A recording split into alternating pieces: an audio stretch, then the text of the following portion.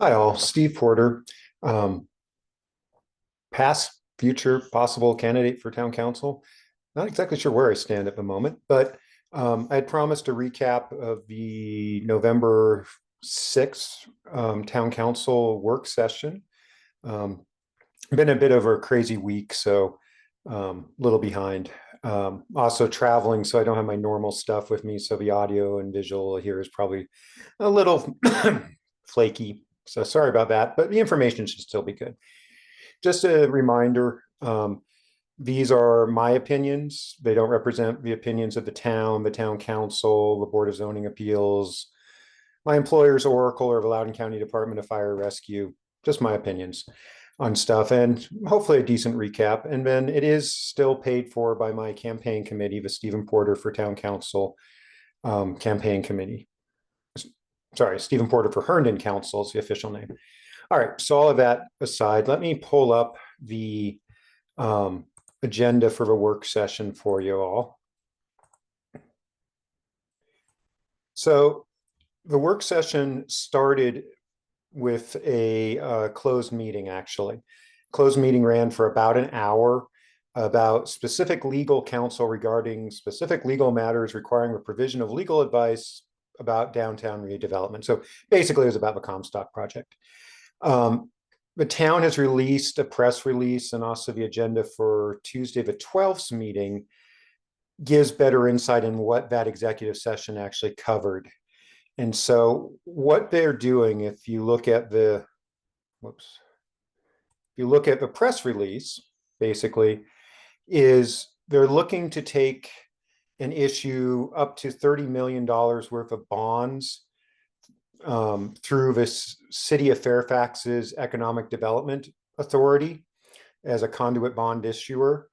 And the idea is that the town of Herndon, through these bonds, will take on the cost of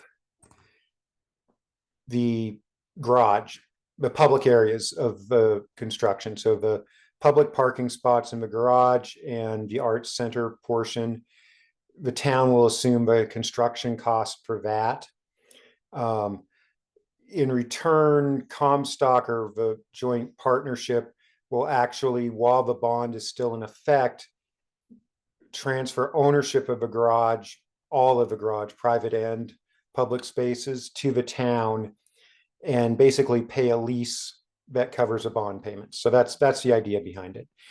Um, it's this type of stuff gets done fairly frequently. So some concerns about taking on a bond obligation. Obviously, that's debt that if things go sideways, you know, could be a problem. But in general principle, it's a reasonably sound plan. The What it does is it changes the categories of money basically, so that rather than capital cost, it becomes an operating cost to the joint ventureship, which makes it more appealing in terms of those spreadsheets we keep hearing about that Comstock's trying to work with in order to secure the necessary financing for the overall project. So I fully expect that the council will support this. Speaking about the council, everyone was there except Nyla. Grapevine says she was just very tired after the full day of campaigning, electioning stuff on November 5th, which is understandable. The rest of the council was there and frankly exhausted. Clark looked exhausted. Cesar was not only looking like he was about to fall over, he was fighting some sort of head cold. Pradeep and Kevin both were extremely tired. I was very tired, and after 15 hours on pavement, my knees were hurting so bad I could barely move. But understandably, it was a long day, and so I hope Miss Alam gets feeling better and will be able to attend the next meeting on the 12th when we actually have to vote on this, and that she will have somehow come up to speed on the information that she missed in the executive session. All right, so that's the first item, was that executive session. Then if we go here again to the agenda, the next three items or a very good presentation on water and wastewater sewer system overview for the town council. Um, it's probably, I mean, nobody really wants to talk about water and especially wastewater sewer, but they are critical issues for us in our town. So, you may want to take a moment and actually review the PowerPoint. It was quite interesting. Um, the big takeaways for me on this particular issue are that we have an aging infrastructure, we have increased capacity demands, and as a result, we should expect there to be both planned and unplanned expenses surrounding our water um, and sewer infrastructure.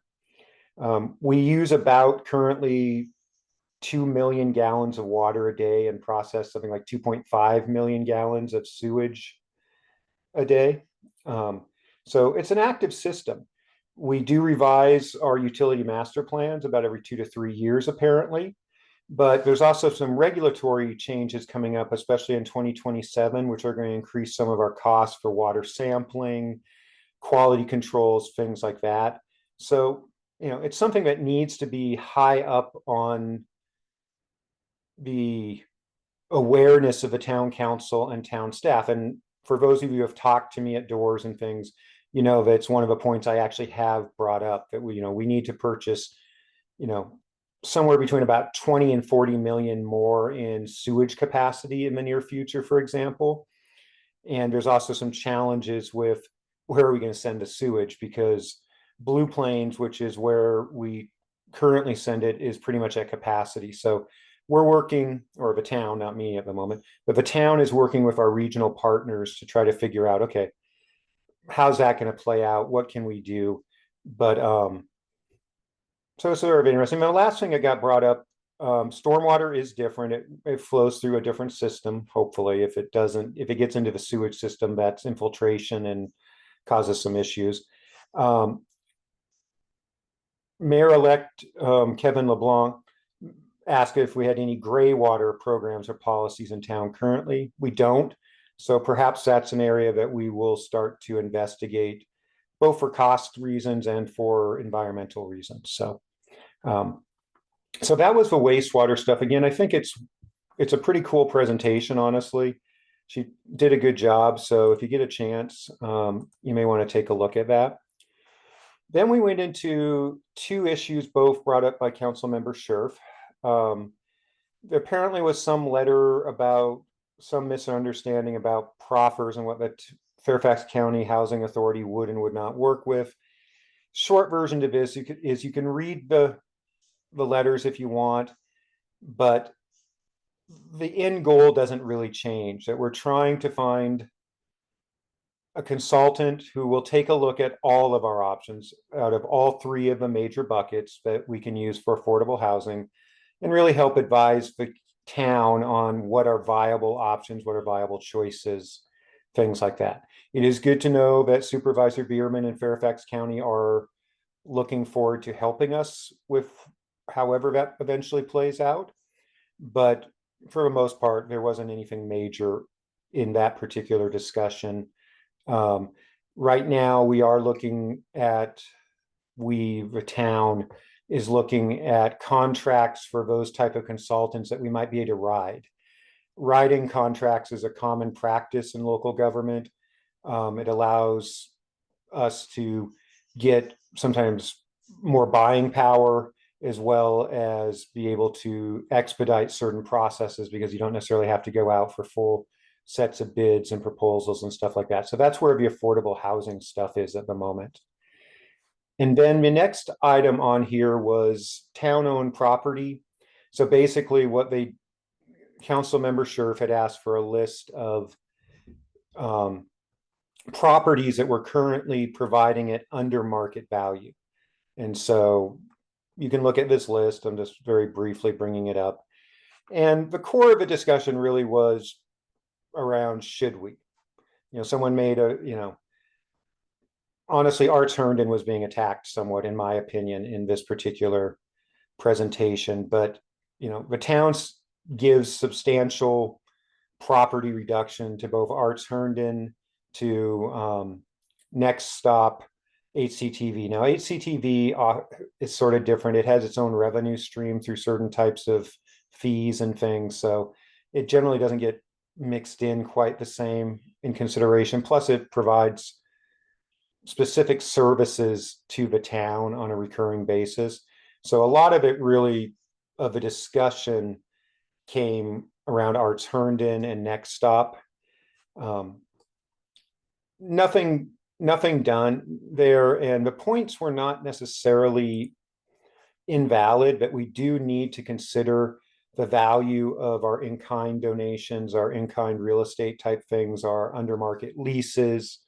You know, does it make sense to perhaps charge a little bit more still under market to some of these agencies and things to, reduce the overall tax burden?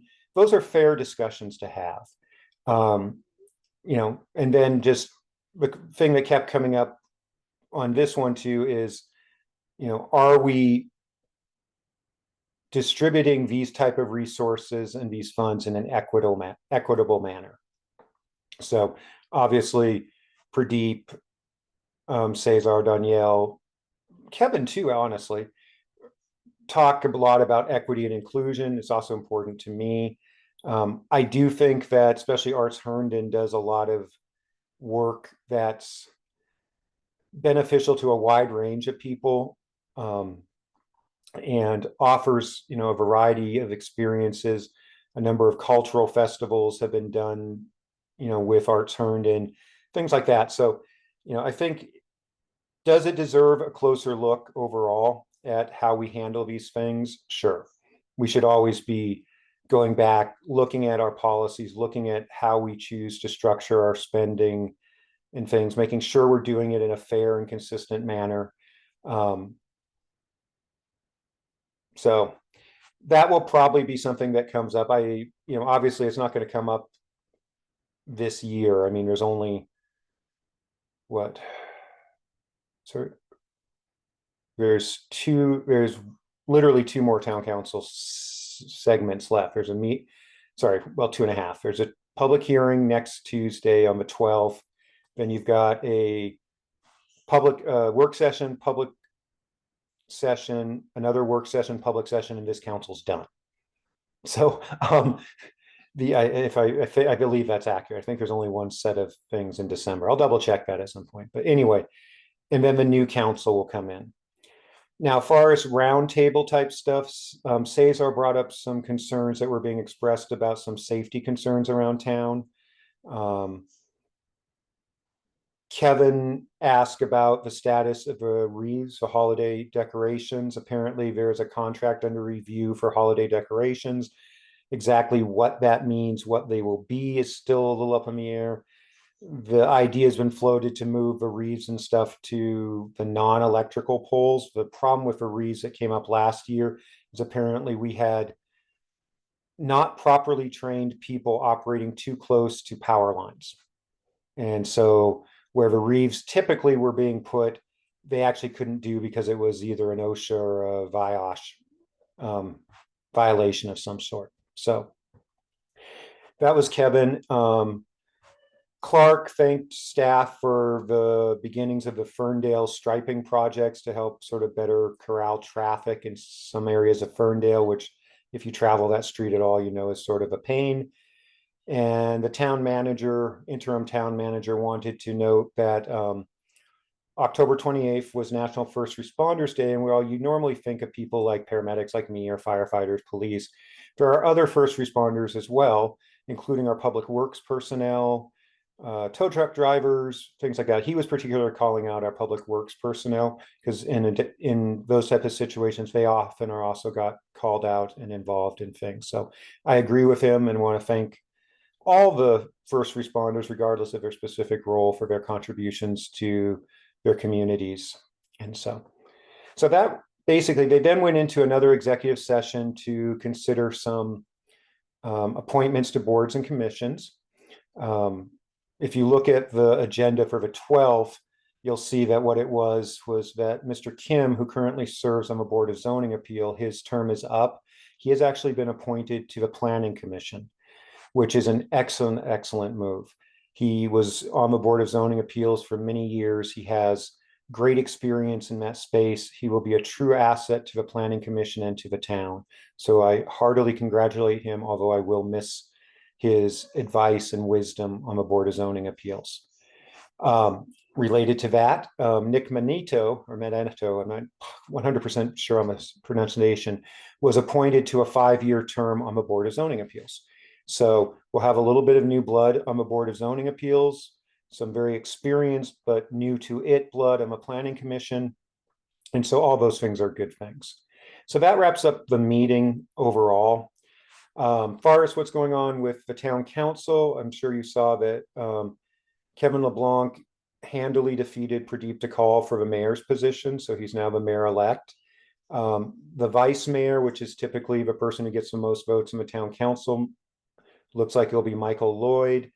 Current vice mayor Clark Hedrick was reelected easily, as was newcomer, and I think one of the youngest people to ever serve on the council, Alex Reyes.